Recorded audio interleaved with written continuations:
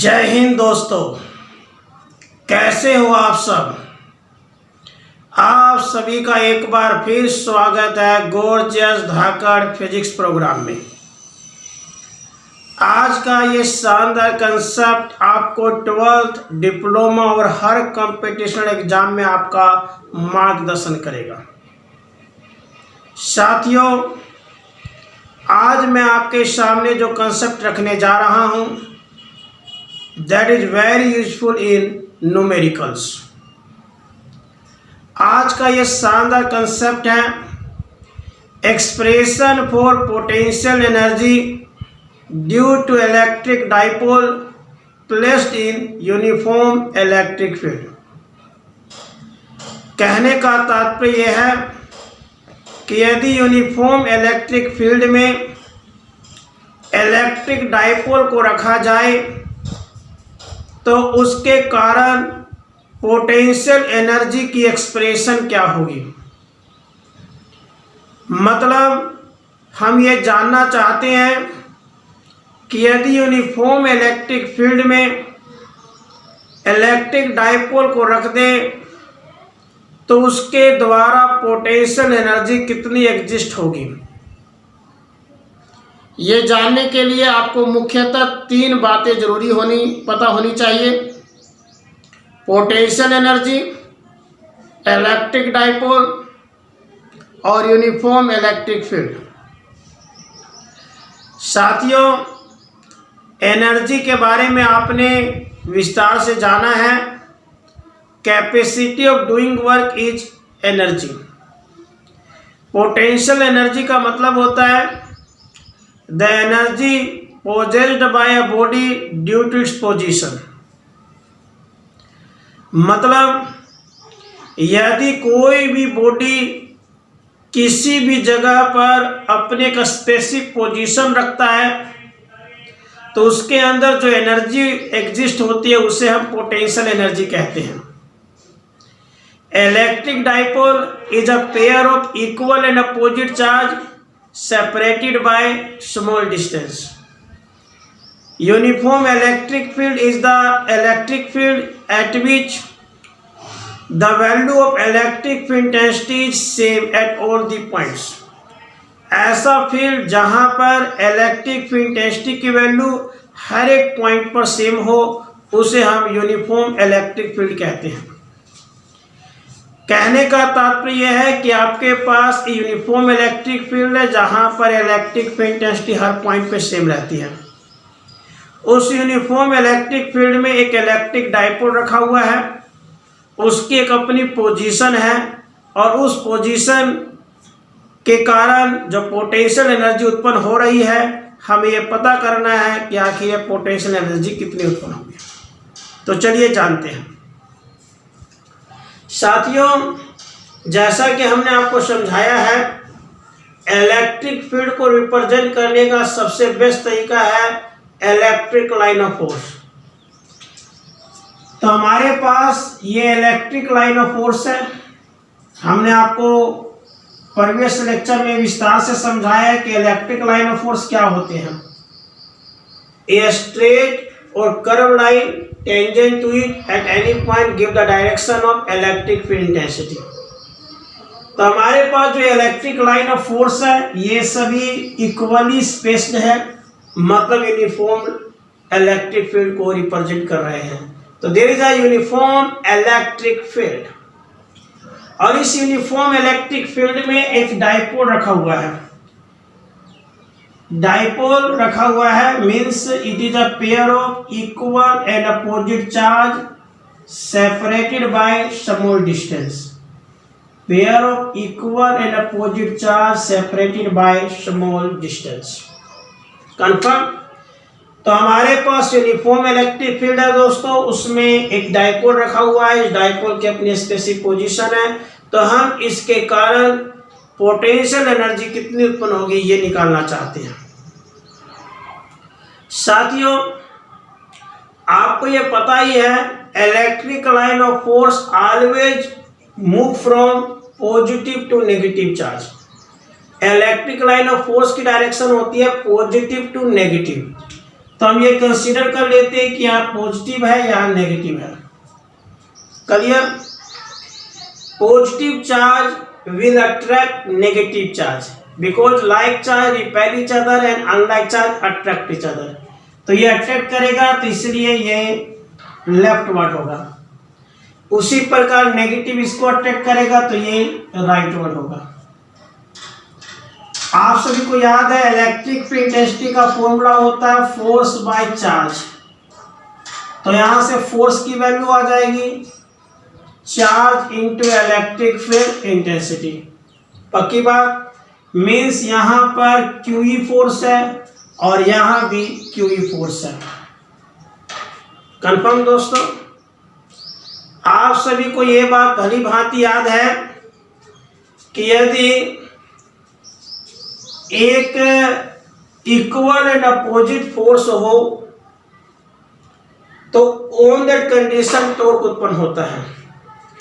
If at the ends of a body equal and opposite force is acting then torque is produced. तो साथ ही यहाँ torque उत्पन्न हो गया और टॉर्क की मैंने आपको शानदार एक्सप्रेशन बताई है। टॉर्क होता है फोर्स मल्टीप्लाई परपेंडिकुलर डिस्टेंस। सभी को याद होगा फोर्स यहाँ पर क्यू है और परपेंडिकुलर डिस्टेंस जैसा कि आप देख सकते हैं ये परपेंडिकुलर डिस्टेंस है BC और इस BC को आपको निकालना अच्छी प्रकार से आता है। हमने right angle triangle area ABC और इस राइट एंगल ट्राइंगल ABC को अगर हम ध्यान से देखें तो जो निकालना है वो ऊपर और जो दे रखा है वो नीचे। BC हमें पता करना है, AB हमें पता ही है, तो that is equal to sine theta. BC हमें कैलकुलेट करना है, AB हमारा हो गया 2a तो इक्वल हो गया साइन थीटा। तो BC की वैल्यू आ गई आपकी 2a साइन थीटा। क्लियर? अब इस BC की वैल्यू यहां रख दीजिए तो टाउ आ जाएगा आपका QE into 2a sine theta. Confirm?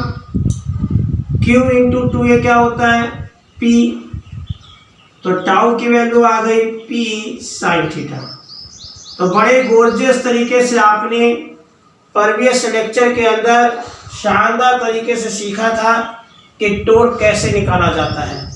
मैंने समराइज करके दोबारा बता दिया कि यदि एक डाइपोल को यूनिफॉर्म इलेक्ट्रिक फील्ड में रखा जाएगा तो क्योंकि एंड्स में इक्वल एंड अपोजिट फोर्स लगेंगे इसलिए उस पर टॉर्क लगेगा। उस टॉर्क की धाकड़ एक्सप्रेशन होगी PE साइन थीटा, जहां P है डाइपोल मोमेंट, E है इलेक्ट्रिक फील्ड इंटेंसिटी।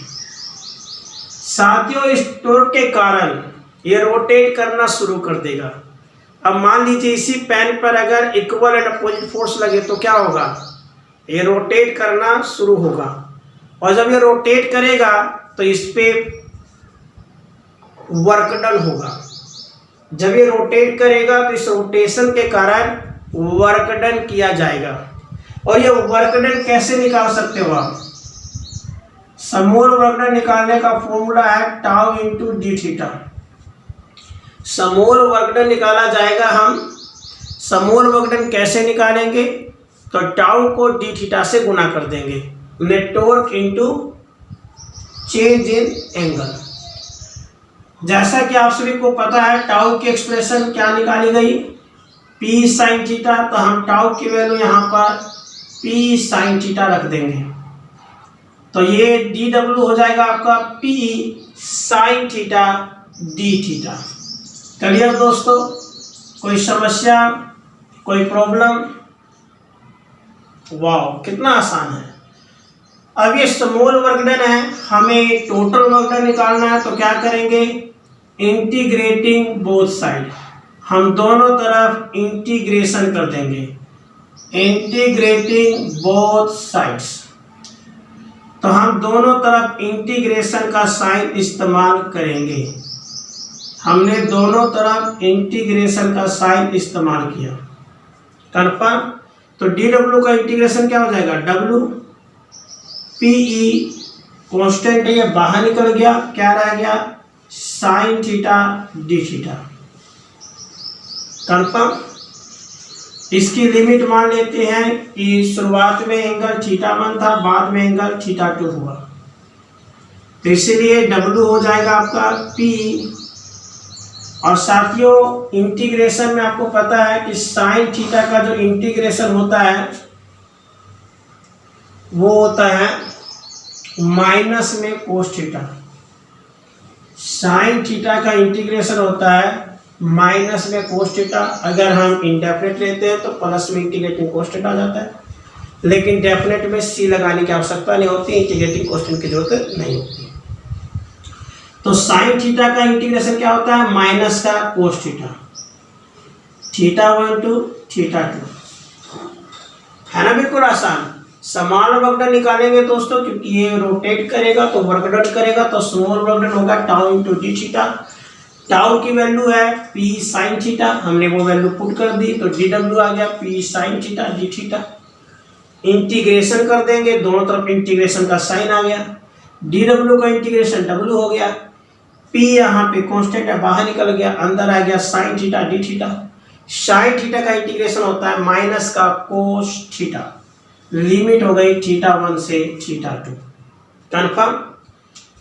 तो W is total work done, minus बाहर निकाल लीजिए तो माइनस का P, अंदर आ गया कोस थीटा, लिमिट है θ1 से θ2। तो साथियों आपको ये पता ही है कि लिमिट आ जाए तो फिर टेक्निक लगाते हैं अपर लिमिट माइनस में लोअर लिमिट। तो यहाँ पे हम upper limit is θ2 and lower limit is θ1। तो this is gorgeous work done by electric dipole placed in uniform electric field। Clear. साथियों वर्क एनर्जी थ्योरम आपने पढ़ी है। According to work energy theorem, work done by the body is stored as potential energy. कि जब भी कोई body work done करती है तो उसके द्वारा किया गया वर्क डन पोटेंशियल एनर्जी के रूप में स्टोर हो जाता है। तो साथियों this potential energy, this work done is stored as potential energy. Therefore potential energy is equal to minus P cos θ2 minus cos θ1। So these are fantastic जबरदस्त expression for potential energy due to electric dipole placed in uniform electric field। समझ में आया दोस्तों। चलिए मैं एक बार आपको पुनः समराइज करा देता हूं ताकि आपको पूरी तरह से समझ में आ जाए। तो ध्यान से समझिए, समूह वर्क डन निकाला जाएगा, क्या होता है टाउ इंटू डी थीटा। टोर की एक्सप्रेशन क्या है, पी साइन थीटा इंटू में डी थीटा।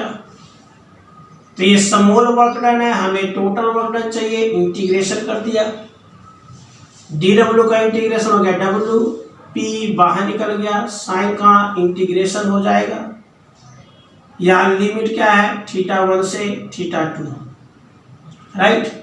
तो पी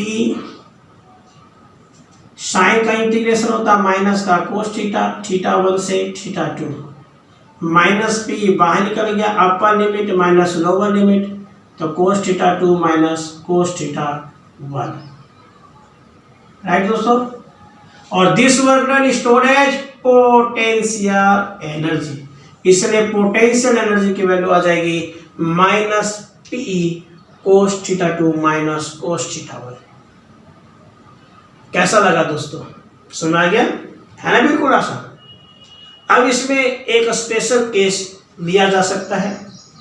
वो स्पेशल केस ये है कि यदि θ1 90 हो और θ2 थीटा हो तो क्या होगा, मतलब परपेंडिकुलर है पहले स्थिति में डाइपोल और सेकेंड स्थिति में वो इंक्लाइंड हुआ, तो उस पोटेंशियल एनर्जी क्या होगी। यदि डाइपोल परपेंडिकुलर से इंक्लाइन हो जाए तो उसके लिए पोटेंशियल एनर्जी की एक्सप्रेशन क्या होगी। तो साथियों, potential energy should be becomes equal to -p cos θ2 क्या है थीटा, और θ1 क्या है 90 डिग्री, और कोस 90 की वैल्यू क्या होती है 0। तो this become -p cos θ -0, cos θ -0 is cos θ, तो दिस बिकम -p कोस θ। तो साथियों, स्पेशल केस के अंदर पोटेंशियल एनर्जी होगी इक्वल किसके -p कोस θ के। तो मुझे विश्वास है कि आपको ये शानदार गॉर्जियस एक्सप्रेशन समझ में आ गई होगी। तो मैं हमेशा यही कहता हूं कि एक्सप्रेशन बहुत आसान होते हैं। एक्सप्रेशन इतने आसान होते हैं कि फिजिक्स का स्टूडेंट, साइंस का स्टूडेंट हमेशा एक्सप्रेशन करना बेहद पसंद करता है। एक्सप्रेशन की जो सबसे मेन बात है वो ये है कि आपका कॉन्फिडेंस हाई होना चाहिए, आपका बेसिक नॉलेज पक्का होना चाहिए। तो इसीलिए अपने बेसिक नॉलेज को मजबूत बनाइए। अपने बेसिक नॉलेज को आप जितना मजबूत करेंगे उतना आपका टेक्निकल ज्ञान बढ़ता जाएगा और आप अपने क्षेत्र में कामयाब होते जाएंगे। चाहे कितनी विपरीत परिस्थिति आ जाए, अगर आपका कॉन्फिडेंस हाई है और आप फुल ऑफ डिटर्मिनेशन में हैं तो वो मुसीबत अपने आप समाप्त हो जाएगी। आप हमेशा विजेता के रूप में उभरेंगे। इसलिए हाई कॉन्फिडेंस रखिए, हाई द जोश के साथ आगे बढ़ते जाइए। तो इस उम्मीद के साथ कि आप इसी प्रकार से हंसते मुस्कुराते पढ़ते रहेंगे। फिर मिलेंगे एक और शानदार नए कंसेप्ट के साथ, सेम टाइम सेम जगह। जय हिंद।